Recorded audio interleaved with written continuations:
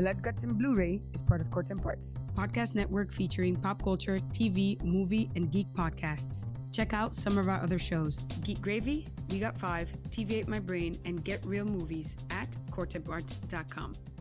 Hey everyone, Bloodbath here from the Blood, Guts, and Bluray podcast. This month we're counting down to Halloween and we need your help picking out film favorites for the fall season. We want to know what your favorite scary movies are so we can talk about them on our upcoming episodes. So send an email to bloodgutsandbluray@gmail.com or connect with us on Twitter at bloodgutsbluray. As always, check out our show on iTunes, Stitcher, YouTube, Google Play, TuneIn, and of course, coretemparts.com.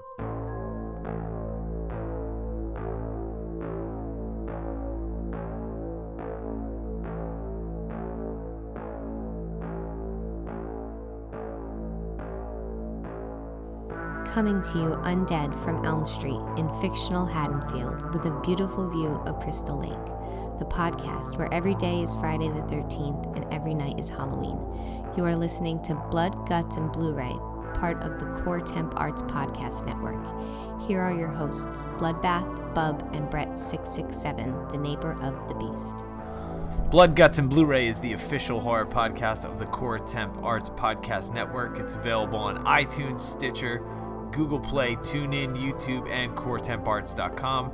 Reach out to us on Facebook, Twitter, Instagram, Tumblr.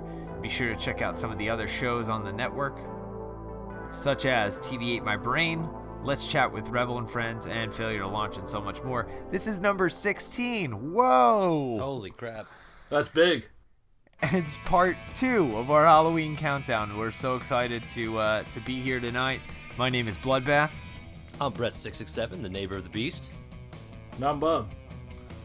H. Pete Lovecraft was supposed to join us for this episode, but some prior engagements came up. Well, they didn't come up. I mean, they were always there. That's why they're prior engagements. But, so we're going to try to get him back on the show as soon as possible. But here we are, about 3 weeks away from Halloween, and I'm just jonesing for it to finally get here. Sci-Fi's running their horror movie marathons. AMC's doing one as well, I believe. Most of your cable providers are doing something as well to compete with Netflix and Huluween, who would, they both have Halloween categories. So it's all finally happening. And guess what else is happening?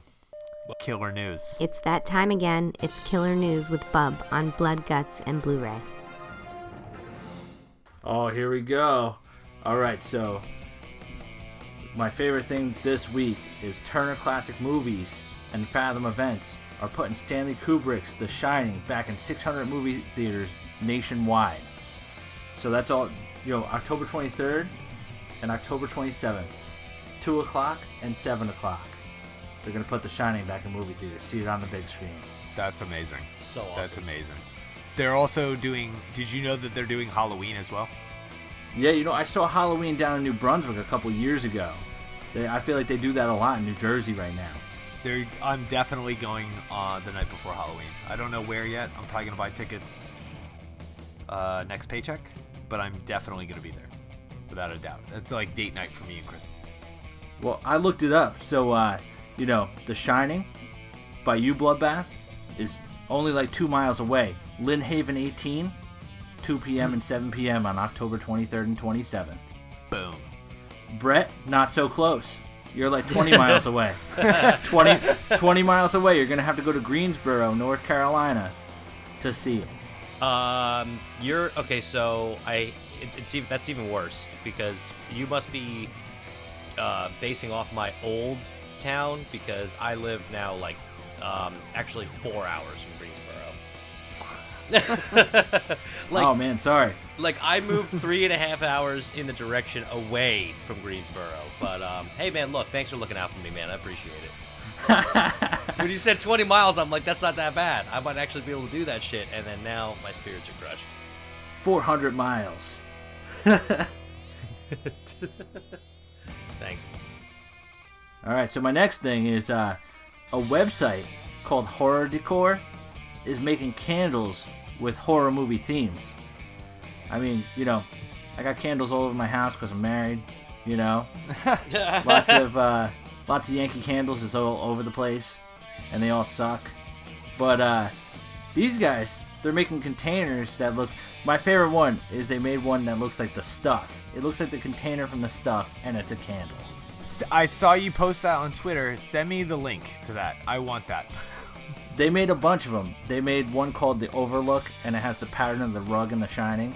That's beautiful. That's amazing. Yeah, they made a couple. You know, like one's for the Silence of the Lambs. There's a bunch of good ones, and they're only like $9 a piece. They're like huge candles. Yeah, that's awesome. I want one. For all the ladies who listen to our podcast, there's candles with horror themes.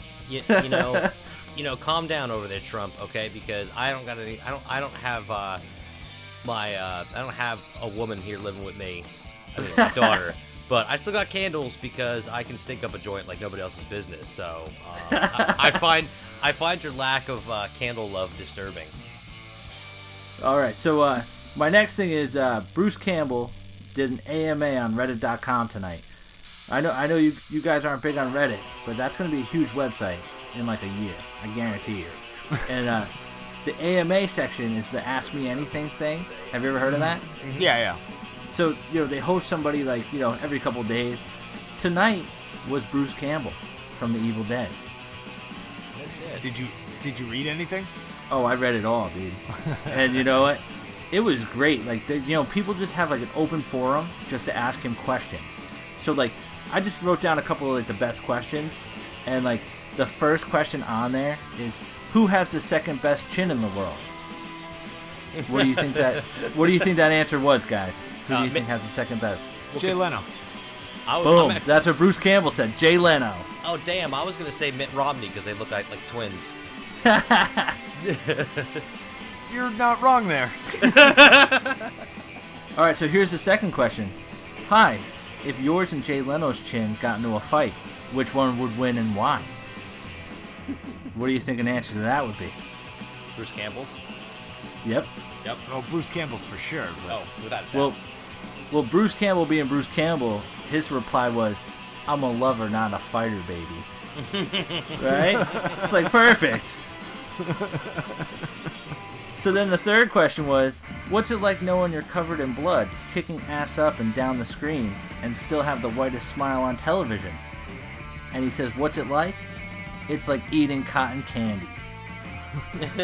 What? Like, this guy lives that life. Like, what he is in those movies, I really believe that he is, like, in real life.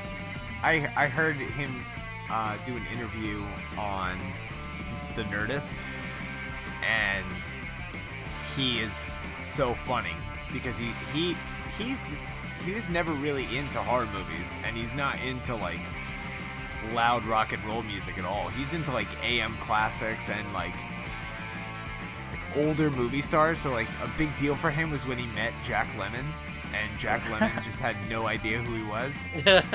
And then he sort of made a reference to Jack Lemmon's son was in the same theater troupe that Bruce Campbell was in, and he just whipped out this Jack. He's like, bleep, bleep, bleep. Yeah, I know that. Oh, he just did this amazing Jack Lemmon impression. It was so funny. But yeah, no, he's Bruce Campbell, man. And then Ash for President 2016. Hell yeah.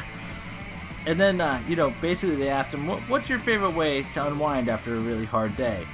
And he responds, smoke a big spleef.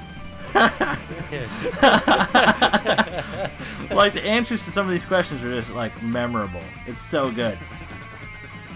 And then, basically they were saying to him, like, some guy asked him, like, what's your favorite brand of whiskey? And he said, I'm a silver tequila guy. Makes sense. It makes sense. And then I got one more of these before we end this thing. Is, somebody said, great work. A lot of people hold up to The Evil Dead 2 as one of the greatest horror comedy hybrids of all time. Do you have any memorable anecdotes from the making of the film? And, basically he said, it was just hot as hell. It was over 100 for 3 weeks at a time. We were shooting in a gymnasium with no air conditioning. It was generally a miserable experience, but I'm glad that all these years later, people can appreciate it and enjoy the movie. I think the movie came out good, and Evil Dead 2, this is his favorite of the series. I did know that. He had mentioned that before. It makes sense. It's my favorite too. My favorite too. Brett, is it your favorite too? It's not. Which one's your favorite? The original, the first one. Why? Aren't we going to talk? Is this something we should be talking about now? But like my reaction to that is like the same reaction that I get when I find out somebody is supporting Trump. I knew you were going to say that shit. Anyway. Listen, I just don't want them to take our gerbs. And now, ask Bloodbath anything on Blood, Guts, and Blu-ray. Jay Giles asks, who's your favorite Scream Queen? I'm a big Danielle Harris fan, and I think that has a lot to do with seeing her in some of the Halloween films and sort of being the same age, but not really. I think she's a fox now. I loved her in the new Halloween films as well as the 2 Hatchet films she was in. So she's definitely up there for me. Barbara Crampton is the gold standard for Scream Queens. So there's that. And Neve Campbell plays an excellent final girl in the Scream movies. In fact, she's the only consistently good thing about those movies because after Scream 2, they're all unwatchable.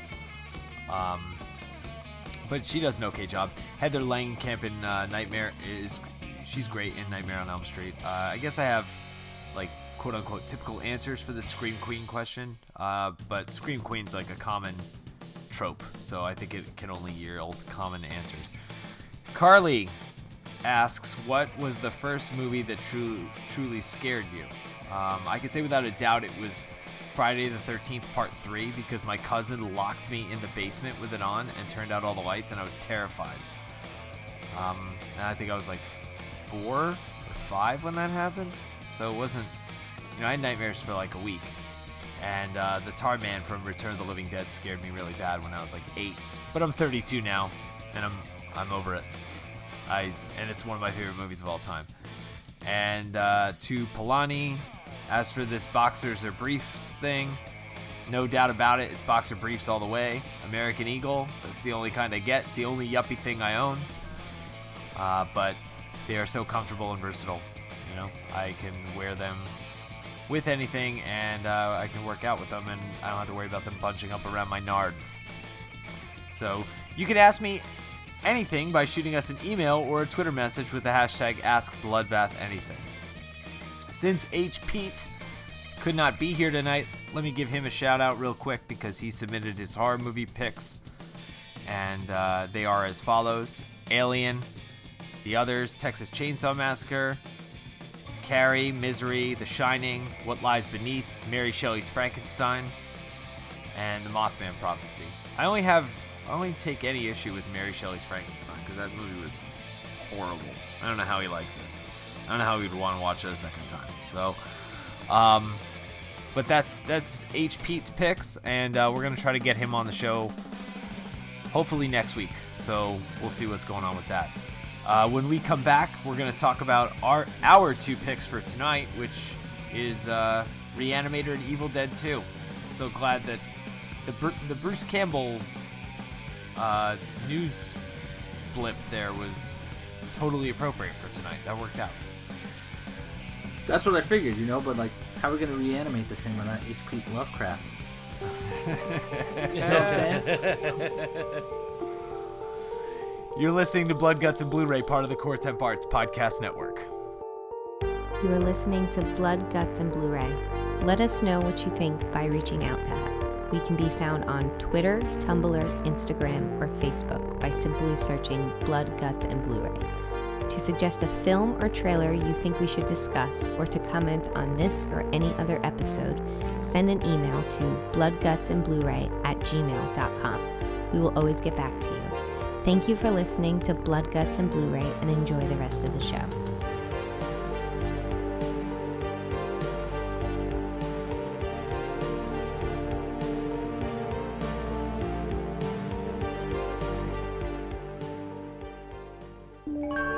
Herbert West is at the top of his class in medical school.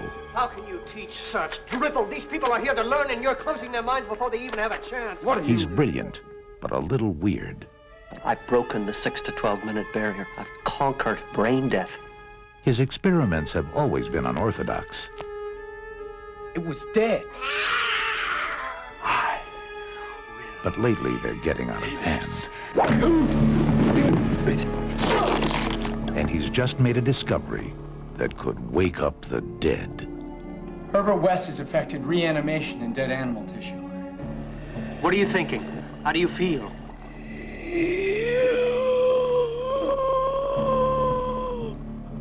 You? 15 cc's of reagent being administered. Once you wake up the dead, you've got a real mess on your hands.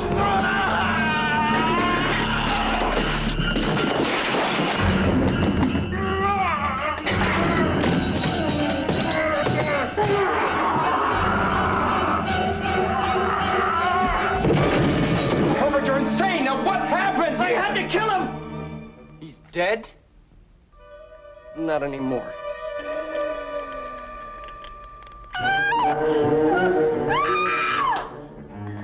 Herbert West brought a lot of dead people back to life, and not one of them showed any appreciation.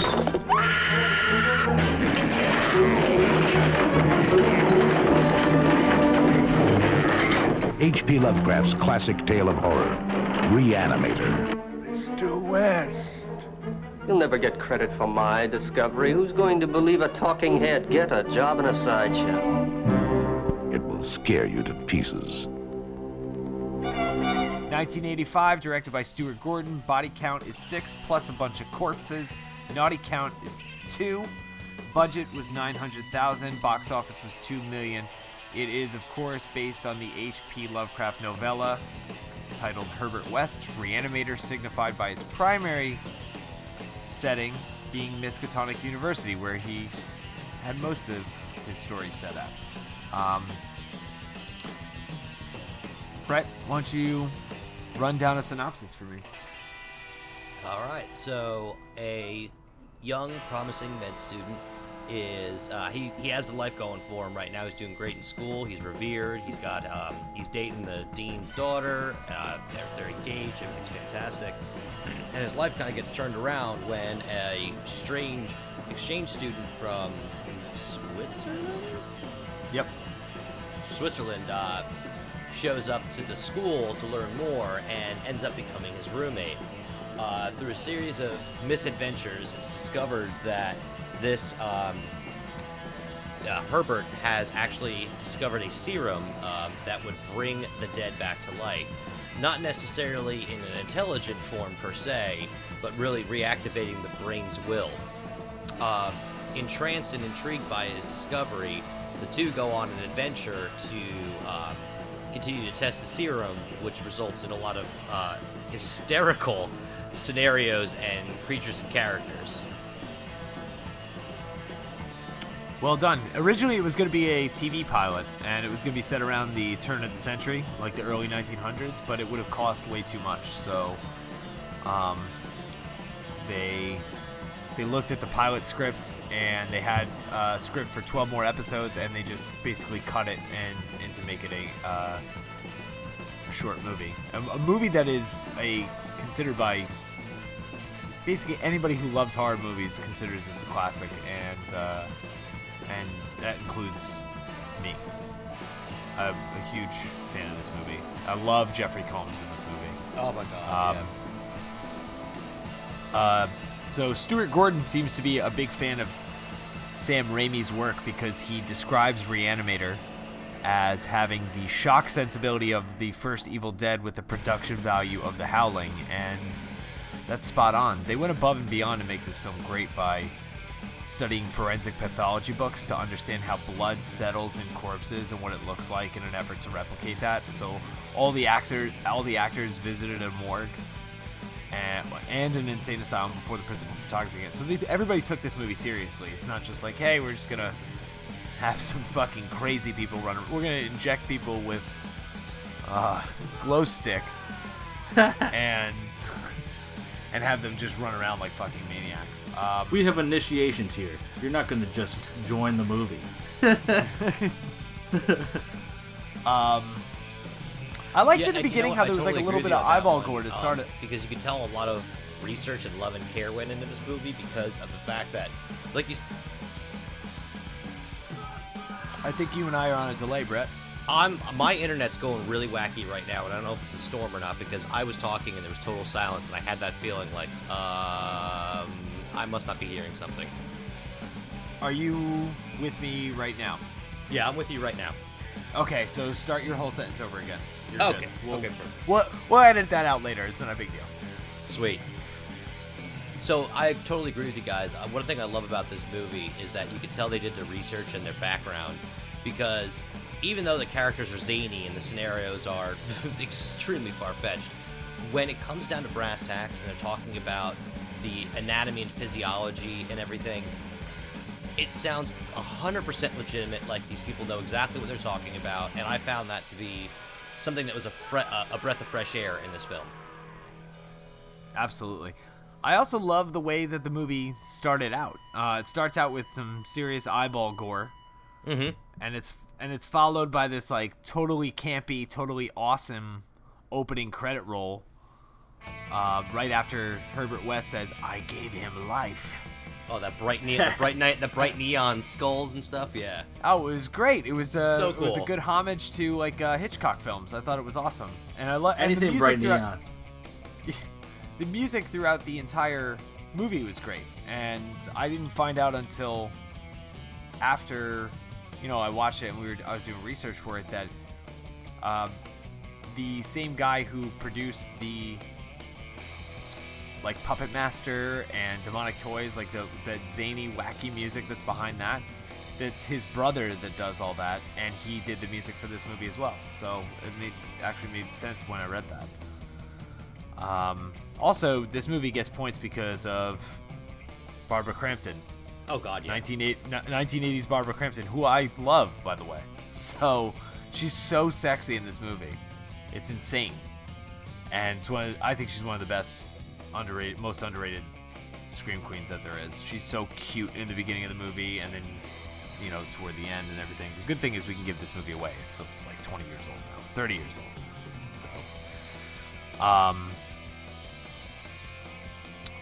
So who's got some comments?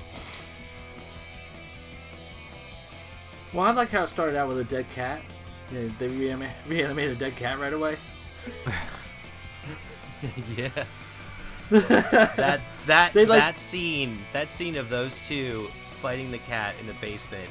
It's been a long time since I laughed so fucking hard at a horror film of those two idiots just smacking everything in the basement with like 2x4s and a fucking baseball bat. I was dying laughing.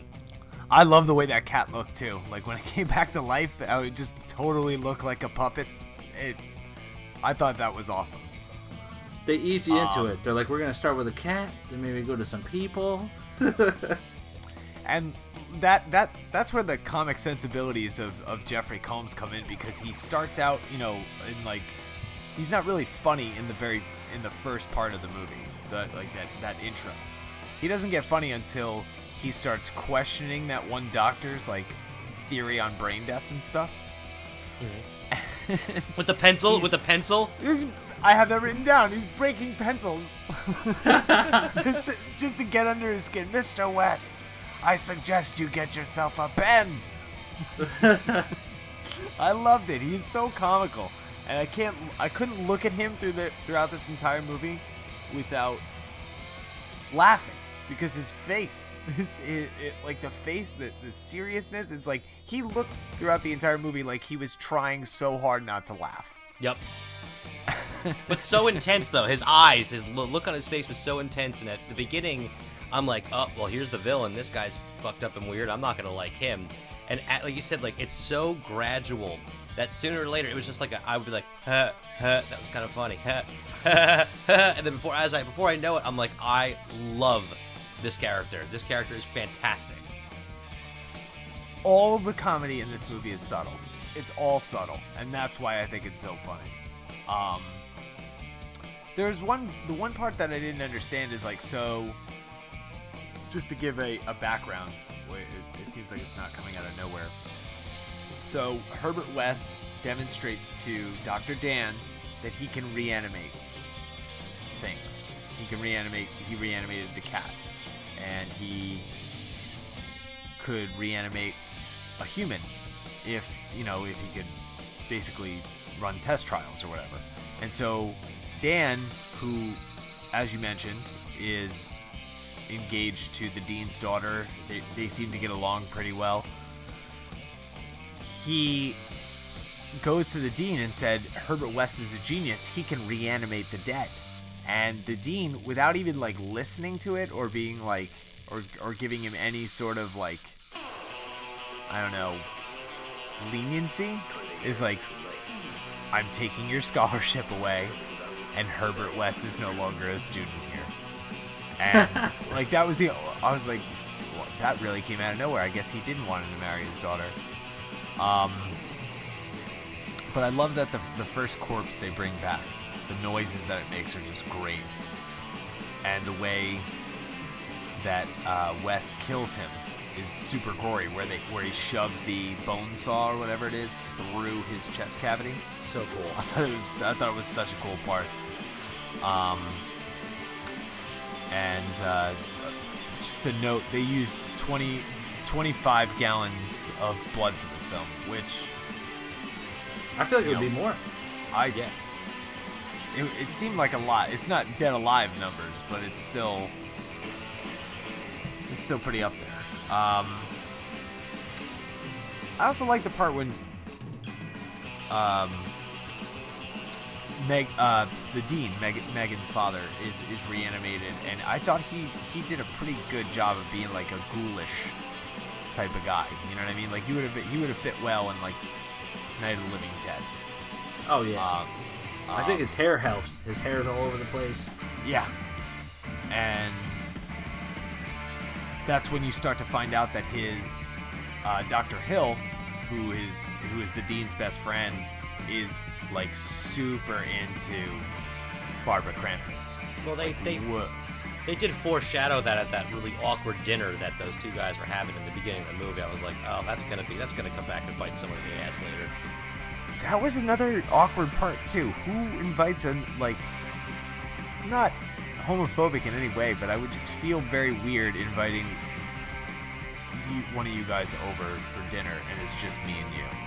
And it's not like us sitting on the couch watching like TV or something. Or like we're sitting like there's candles and shit. You know what I'm saying? Like No, I completely agree with that, and I thought that was strange too, because I'm like, well, this must be like rich people things, but like you said, if you and I are sitting down for dinner one night, it's me and you standing over your table eating chicken wings while we're watching a football game, or, you know, or it's just like we just got back from doing some awesome shit, so we're just gonna put some fuel in our bodies and then continue doing awesome shit, as opposed to, well, hello there, good sir, would you care to come over and have a nice pot, and I will cook a steak? You know, like it's weird. Right. It's just a strange. Men don't interact in that way. They're not supposed to. I mean, and it's another thing too. Like, if you go to a restaurant, like as two medical colleagues, they're going over stuff, and they're like, oh yeah, well let's go get some food, and you know we'll sit down at a table and whatever, and that makes sense. I buy that. But it was just a weird thing. And then you know, Dr. Hill is like, why don't you guys stay in tonight? I was half expecting him to go, why don't you guys stay in tonight? Except for you, Dan. You can go home. Yeah.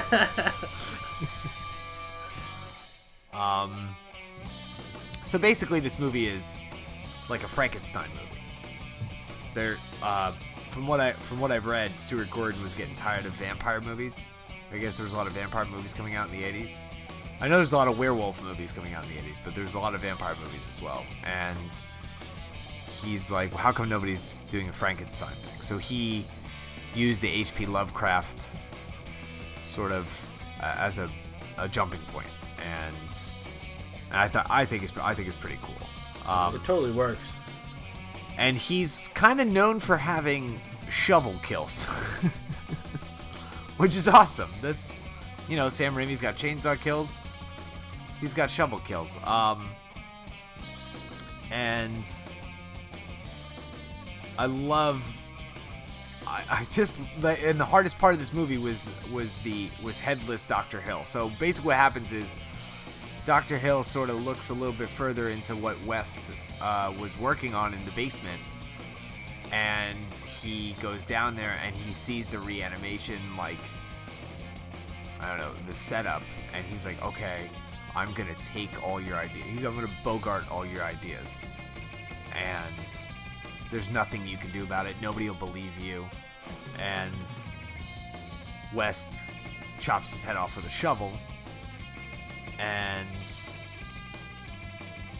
then for the rest of now I guess he's got mind powers, and he's more powerful now without a head than he is with one. But the hardest part, they said, for making the whole movie was having this head being carried around and making it look lifelike when it wasn't talking and stuff. I thought that was pretty wild. The scene was great. Somebody else say something. I love how, like, sometimes when they show the head, though, you can tell it's just like a mannequin plastic head. You know, it's like so forthcoming. You know, and then it's like, you know, like when he's in the scrubs and like they're holding the pan with his head in it. It's like, oh man, now the body looks that much bigger because he has to squeeze through there to put his head through there. Obvious shoulders in that scene. Oh yeah. So from what I understand, and I may have read this wrong, and if I need to be corrected, somebody, whether it's one of you guys or one of our listeners, please correct me. But from what I understand, the actor that played Dr. Hill, they actually had him shave his head, and what he was wearing throughout the entire movie was like a toupee, and they took the toupee on and off of him all the time and then put it on a mannequin head so that way the hair would stay consistent, because hair is usually the dead giveaway. Yeah. With the decapitation thing, it's hair and skin tone. So which is an elaborate way to do something like this. That's I'm actually pretty because the face is so plastic. Yeah, but for a split second, it's still believable. Just for a split second. I mean, it's at the end of the day, it's a horror comedy movie. We know that David Gale's head was attached to his body when he died in 1991. But I love that one line that West has, like, "You'll never get credit for my discovery. Who's gonna believe a talking head? Get a job at a sideshow." I thought that was, like, the way he delivered that. And from what I understand, he has regret about that line too, because by the time when the audience was seeing it in the theater, they were laughing by the time he said, "No, who's gonna believe a talking head?" And they didn't hear the rest of the line. And I think he's a little bit of a method actor. I don't know for sure. But, so nobody heard the second part of that line, and that's always made him mad, apparently.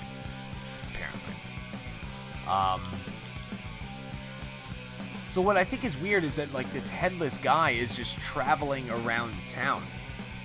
Like, he has to go from the basement to the university, and nobody is, like, questioning a headless guy running around. I mean, I think that's a little weird. Well, he wasn't headless. He obviously had that head with the mask on it. I mean, he had the head from his office. Totally normal. Totally normal. You know what my favorite part about that was? My favorite part about that was the foreshadowing that was going to happen. Like, when Dr. Dan's in his bed, he's got a huge talking heads poster behind his bed. Yeah. Like, it's like, hey, this is going to happen. We're going to cut his fucking head off. Oh, shit, I never noticed that. That's Yes. awesome. I saw the Talking Heads poster, but I didn't put two and two together. I think it was the album cover for Stop Making Sense, I think. But yeah, that is actually, I never put two and two together until you just said that. That's pretty good. It's pretty clever. Obviously, the most shocking scene in the entire film is when Dr. Hill manages to capture Barbara Crampton, and he gets her naked on a table, and then proceeds to use his head to perform oral sex on her, and she doesn't want it. The actor who played Dr. Hill, David Gale, suffered a divorce over this scene. No way. According to some of the actors that were involved, they once his then wife caught wind of what happened and then saw the scene herself, she filed the papers. Wow. It's a little extreme. But, so the reason that I had the first time I even saw this movie was because it's Halloween. Let's see, what year was that? Probably 2008. I was living at the house at the time, if my memory serves me correctly. And I was watching one of those like most shocking horror movie moments on, like Spike or something. And that scene was in there. They didn't show you everything, but they described it, and I was like, what the fuck is that? I need to see that movie. And thus I fell in love with the Re-Animator, and it still is one of my favorites. I also love the part where all the corpses come to life in the morgue. I thought that was a really great part. I just love the way that they, like, I've got plans too, and then they all just jump up. It was really theatrical to me. I thought it was great. It's like the Thriller video. That's what that reminds exactly. me. Yep. It was like, oh, my whole crew. Followed by the second best line in the whole movie, which is West walking over to Dr. Hill with 2 needles full of glow stick. And he's like, I told you about my theory. Overdose! So good. That sealed the deal for me. Before we do ratings on this, do we have any more comments? And Brett, do you have a conspiracy crawl space? I do, but it's not really it's not huge, it's not going to be elaborate, but I did find it interesting, and I was curious if this was an underlying plot line to it, but the film did seem to kind of point at the fact that Dr. Hill is patronized early from Mr. West about thieving Dr. Gruber's work and stealing his ideas and then bastardizing them and lowering them down to a smaller level and almost kind of dumbing them down, and also not continuing the research to complete it and get the best possible outcome.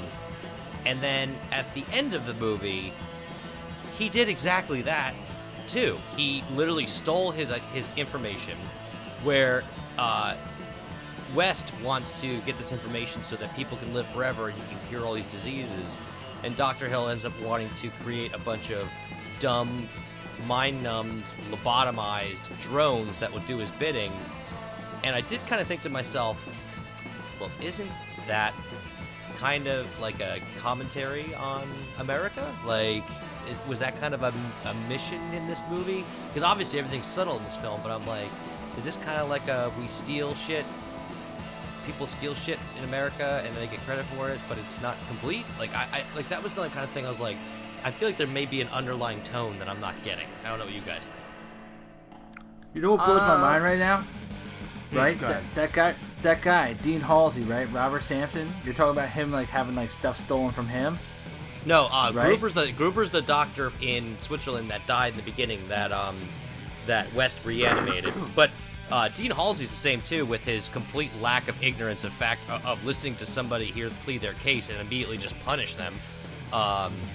There's a lot of weird symbolism that I could have been digging into deep, but I kind of thought a lot of that was symbolic to the times. I never realized though, Halsey is the coach in The Waterboy. Did you realize that? Yep, totally did.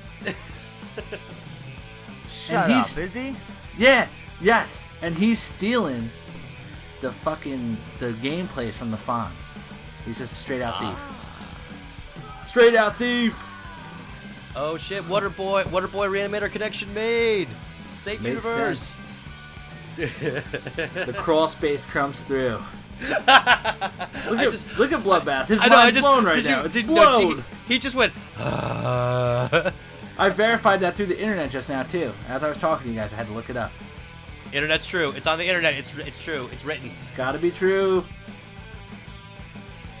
Yeah, my mind's blown by that. What am I talking about? I usually am the first one to make those sort of connections, like oh, so and so was in this movie, and then good on you. Good on you. I'm telling you. I knew that guy from somewhere. From stealing the Fonzie stuff. Bub, what's your rating on the Re-Animator? Well, now that I just figured that out, I gotta think about it.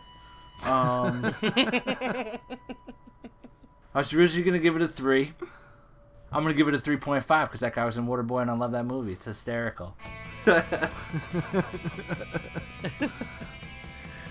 And she showed me her boobies and I like them too. I give it a 4 out of 5 stars. It was hysterical. The gore and the action were funny, and it was paced well. In between the complete zaniness and the intelligent doctors and all this kind of stuff, and I had a lot of fun watching it, and I giggled up to the very end. I wasn't really too stoked about the ending per se, not like because I was sad or anything, but I was like, I don't like it leaving it on that kind of like almost sequel bait tone, but it didn't ruin the movie for me. I gave it a 4 out of 5. It's got 4.5 out of 5 for me. Nice. Stuart Gordon was successful in making a Frankenstein-ish movie, but it had a comic book sensibility. Jeffrey Combs is excellent. The guy who played Dr. Hill was great. Of course, Barbara Crampton. You got laughs. You got some stomach-turning moments. I feel like it's got to be a staple in most horror movie collections. It's a movie that I've watched, like a bunch of times. I just find it entertaining every time. The same way I find Evil Dead entertaining. So, yeah. So, we'll take a quick break, get a couple words in from the Bride of Bloodbath, and then we'll be right back with Evil Dead 2. Hey, what are you listening to? Blood, Guts, and Blu-ray. What's Blood, Guts, and Blu-ray? You've never heard of Blood, Guts, and Blu-ray? I've never heard of Blood, Guts, and Blu-ray. Blood, Guts, and Blu-ray is a horror movie podcast. They talk about horror movies they love and even the ones they hate. They're actually really entertaining. You can listen to them on iTunes. Well, what if I don't have iTunes? And you can find them on Stitcher or YouTube, or we could listen together. Yeah, that sounds great. So, your place and mine. Wait, did you hear that? Hear what?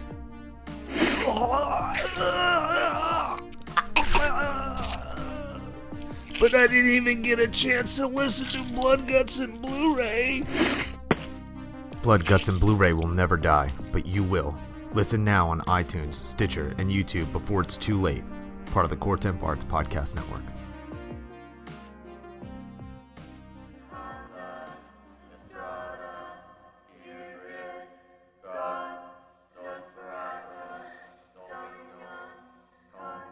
"4 years ago, in this quiet forest, in this cozy cabin, something happened. Something so frightening. Something so deadly. Something so evil. We prayed it would never happen again. Now, from the creator of Evil Dead comes Evil Dead 2.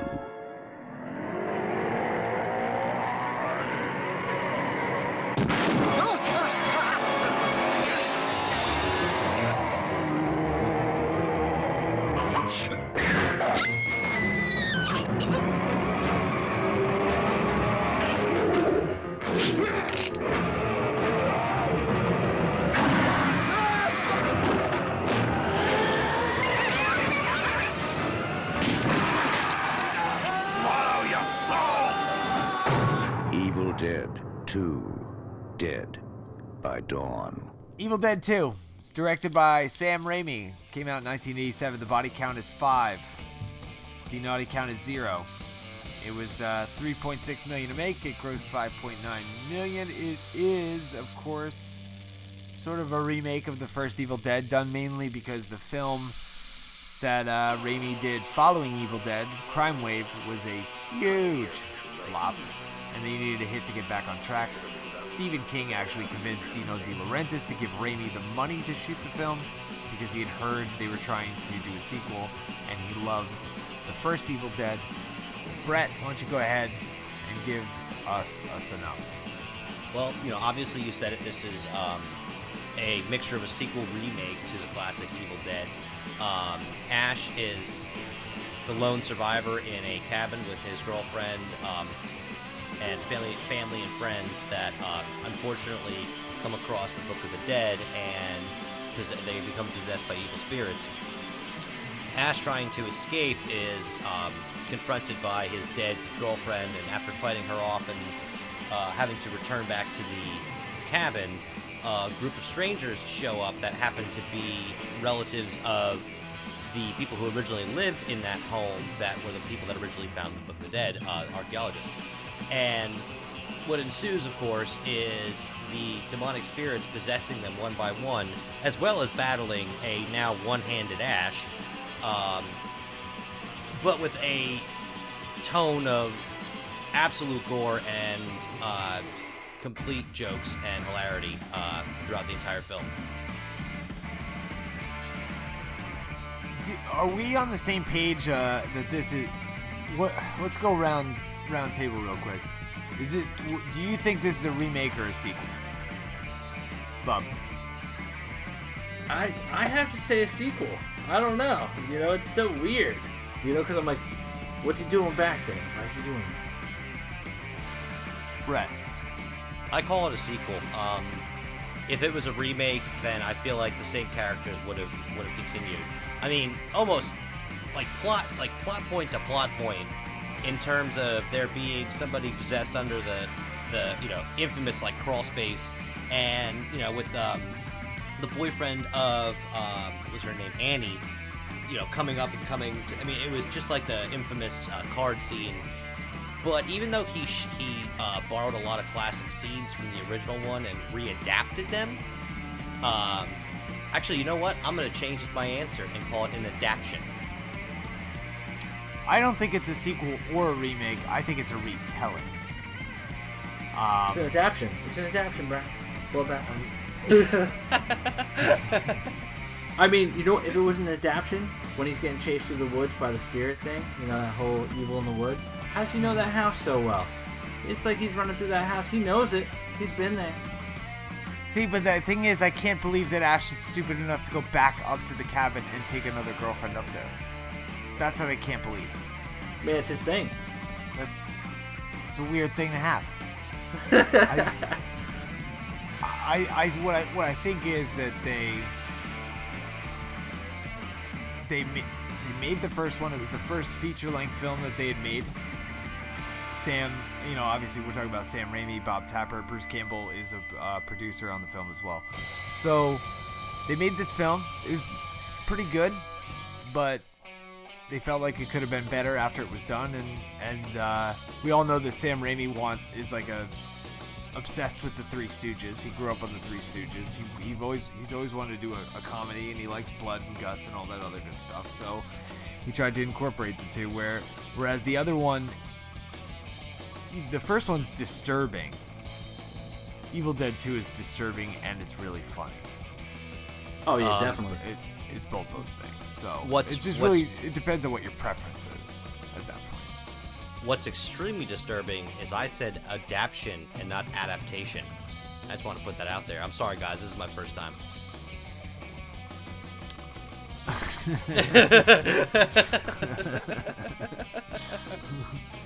I never knew that about the Three Stooges, though. I totally get that now. Like when Ash is when he's standing in front of the mirror, and he's like, everything's fine, and basically he comes through the mirror and starts choking himself out, and he's like, you just cut your girlfriend up with a chainsaw. That's fine, And it's like, I was just waiting, I could see that, like he's gonna bonk him on the nose and freaking, give him a whoop whoop whoop whoop whoop whoop. And also the part where he is fighting his own hand in the kitchen, where he's just smashing himself with plates and classic. It's going obviously the film speed is going a lot faster, you know, than it was when it was shot. So I always thought that was a cool part too. It's one of my favorite parts of the whole movie. That's probably my favorite part of that movie. And the front flip he does, I gave him credit because that was hysterical. Yeah. And he did that like all day. Sam Raimi is notorious for beating the shit out of his actors. Notorious. He calls Bruce Campbell his puppet. Aww. He's like, when I tell Bruce to fall down a flight of stairs, he falls down a flight of stairs. When I tell he got him to start though. Yeah, you know. They're all childhood friends and stuff from Michigan. You've read the book, Bruce. Yeah. I'm telling you, the filming on this, like I'm a camera dork, you know, but just how he filmed this is amazing. Like, I mean, going through a windshield, like when that car crashes, he goes through the windshield, out through the back windshield. I mean, that's some shit that David Fincher does today, and people are like, oh, David Fincher's great. He goes through a keyhole with a camera. Like, Sam Raimi was doing that shit 30 years ago. There's the other part too. Another great, cinematography part is the part where it's chasing. The forest is chasing Ash throughout the house, and it's like breaking down doors, and he's running between walls, like just trying to get away from it. I just love the way it looks. It's so impressive. It's so impressive. He's the guy. He's an unsung genius as far as filmmaking goes, and he's one of the highest grossing directors in the history of film. He directed the Spider-Man movies. They killed Bruce Campbell. Bruce Campbell was in the Spider-Man movies. Yeah, he was in those movies. Sam Raimi, he's just so good at everything he does. I also love how he puts the car that he got laid in, in every the Pontiac. Movie. Yeah, he calls it the classic. Sam Raimi puts it in every movie. They even put it in The Quick and the Dead. They stripped it down and then found a place to put it. So I wonder how the girl who was involved in that, I wonder how she feels about that. That car's on film all the time. One of the other things I love about this one is the way that the Necronomicon looks. Like the guys there, I watched it behind a featurette on the making of the film, and they put a lot of time into the pages of the Necronomicon. And for it, it only gets flipped through one full time, and then she's looking at the pages another time. It's not in the movie a whole lot. I mean, it's there, but it's not there. But the detail on it, I mean, it's basically at this point like a national treasure. It was so well done. Don't even say that, Brian. Also, Bloodbath. Don't say national treasure. Nicolas Cage will come try to do the Evil Dead, and no one wants that. Nobody wants that. I do. I totally do. I would laugh my ass off at that shit. Oh, can you imagine? Can you imagine anybody else but Bruce Campbell doing this movie? No. Oh my God. He is this Nicolas movie. Cage. I have to go to this cabin to get this national treasure. Bruce Willis in Evil Dead 3. Gilbert Gottfried in Evil Dead 4.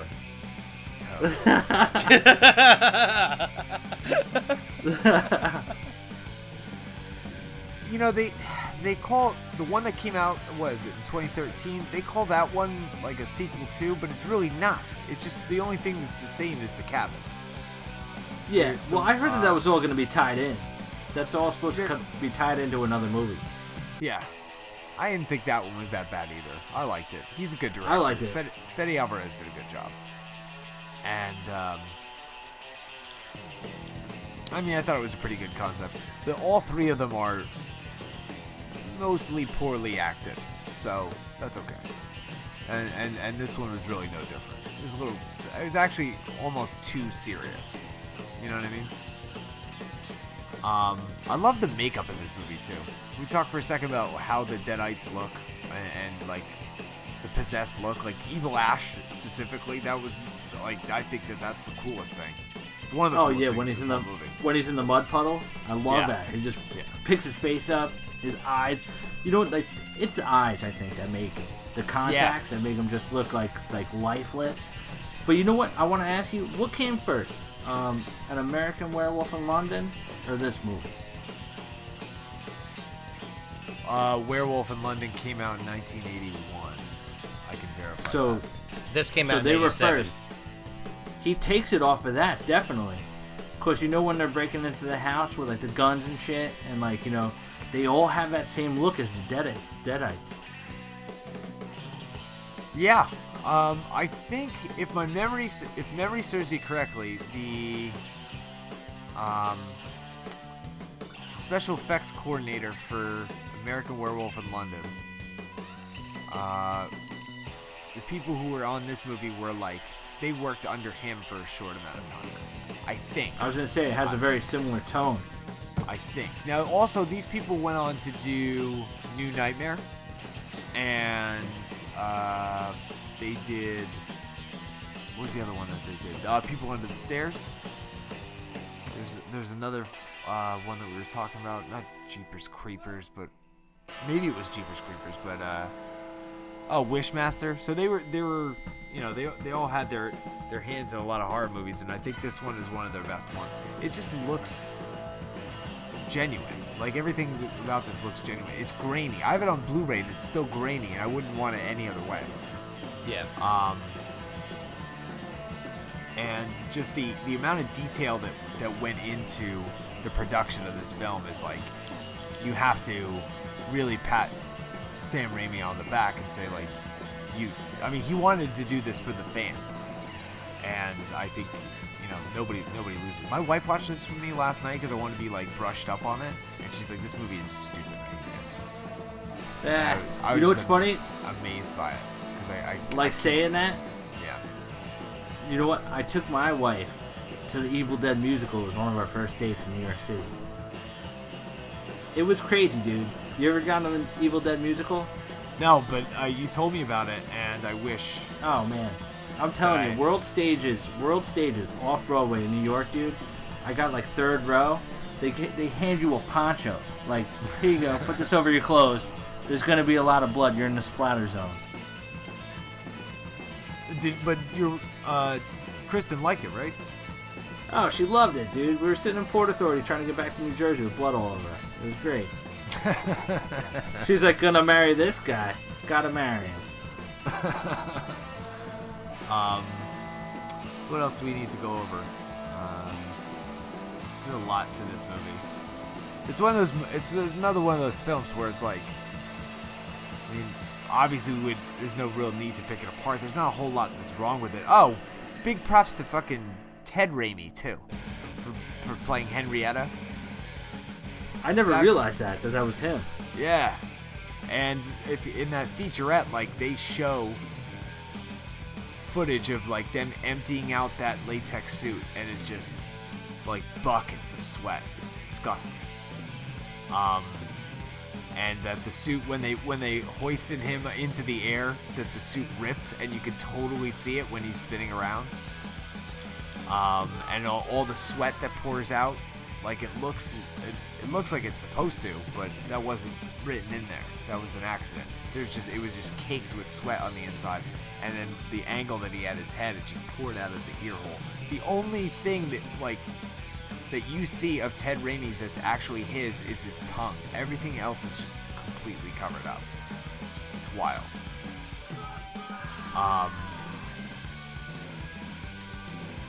If you ever get a chance to watch that featurette, there's a part where they're making him just say different lines that they might add in later, and there's a part where he's talking about, like, as Henrietta, talking about all the pies that she used to make, and it's fucking, he's like, I used to make the best pies, and it's so funny.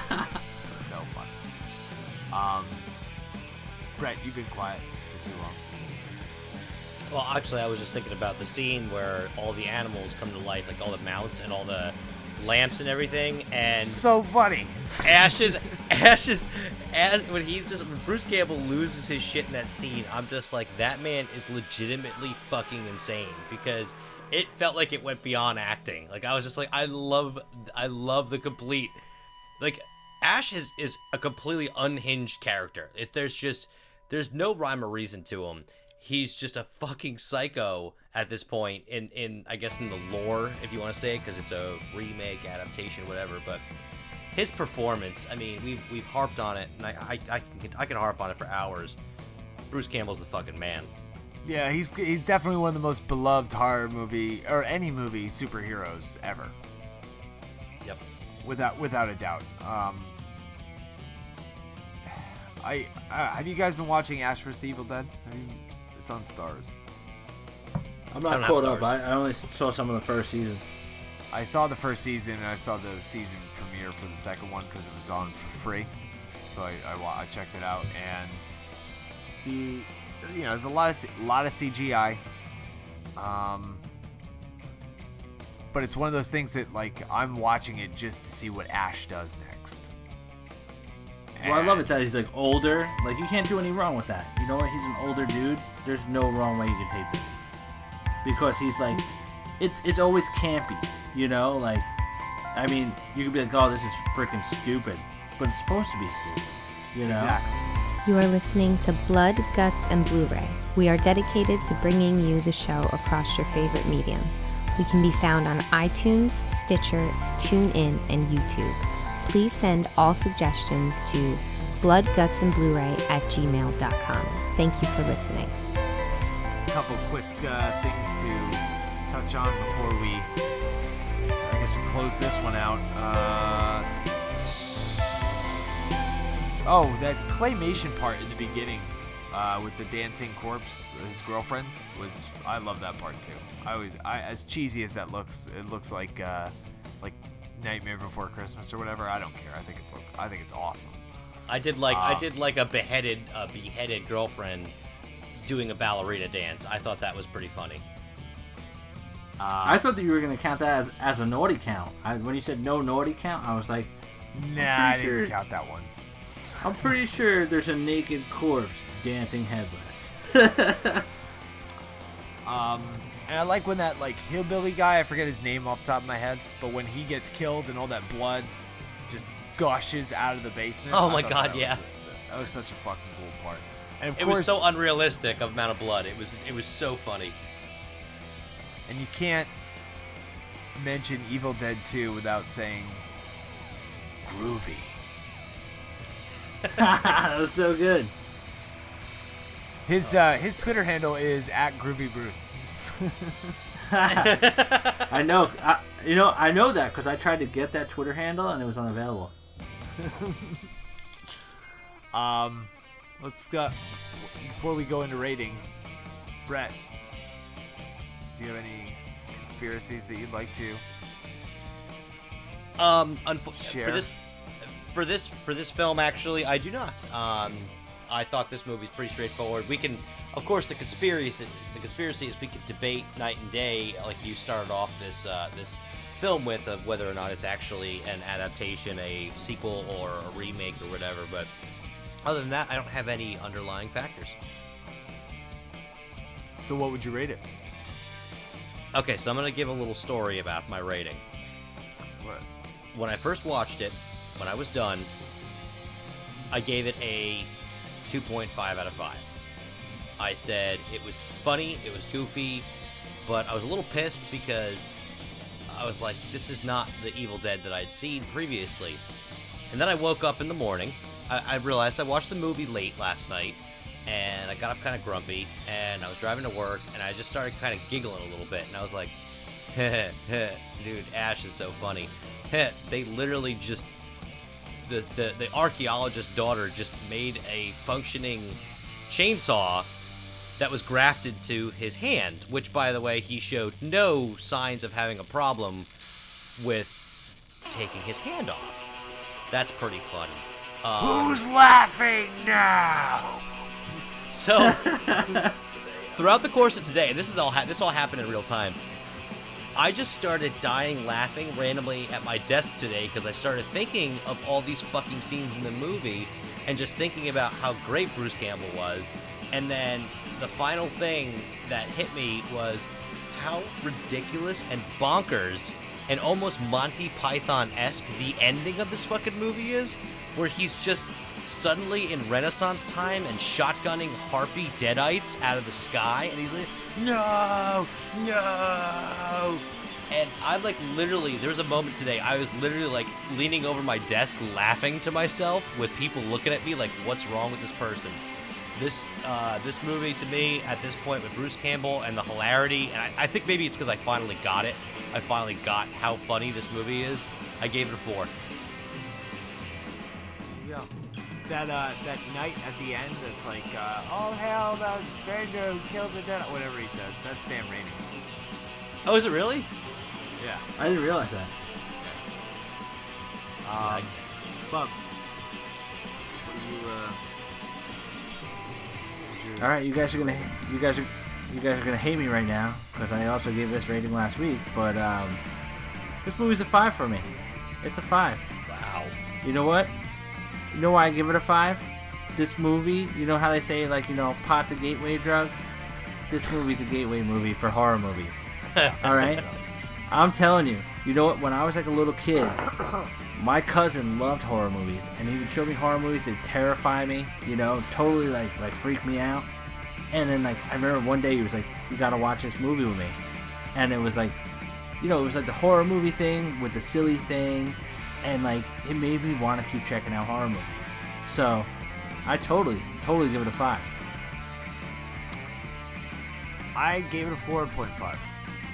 Right in the middle between you two again.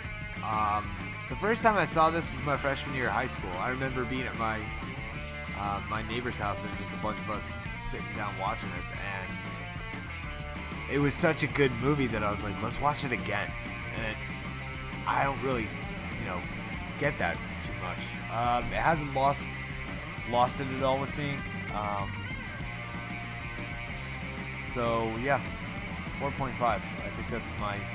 I am of the mindset that Evil Dead 2 is better than Evil Dead 1. It's the best. I think it is the best one in the franchise. But I have high hopes for whatever's coming out next, because I heard that there is another one. So, and that's gonna do it. We want to thank everyone for listening. Remember to rate, review, and subscribe on iTunes. If you hate iTunes, that's fine. Utilize Stitcher or TuneIn, or even better, watch the show on YouTube, because Bub made a beautiful slideshow that I think I'm going to keep forever, or at least until we start doing actual video. We haven't made up our minds about what we're going to talk about next episode, so we're sort of on the fence about that. I'm pretty sure we're going to talk about Night of the Demons. We're going to conference amongst ourselves afterwards, but it's still up in the air. So from Blood, Guts, and Blu-ray, toodaloo. Have a good evening. Go Mud Dogs. Thank you for listening to Blood, Guts, and Blu-ray. Written and hosted by Bloodbath, Bub, and Brett 667. Edited and produced by Bloodbath. Music has been graciously provided by the Slasher Film Festival Strategy and Nightbirds. Artwork and logo have been provided by Bub. Blood, Guts, and Blu-ray is available on iTunes, Stitcher, TuneIn, and YouTube. Be sure to follow us on Facebook, as well as @BloodGutsBluray on Twitter, @BloodGutsandBluray on Instagram, and visit our Tumblr page by going to bloodgutsandbluray.tumblr.com. For any questions regarding the show, advertising, or anything else, please send an email to bloodgutsandbluray@gmail.com. Thanks again. Get possessed.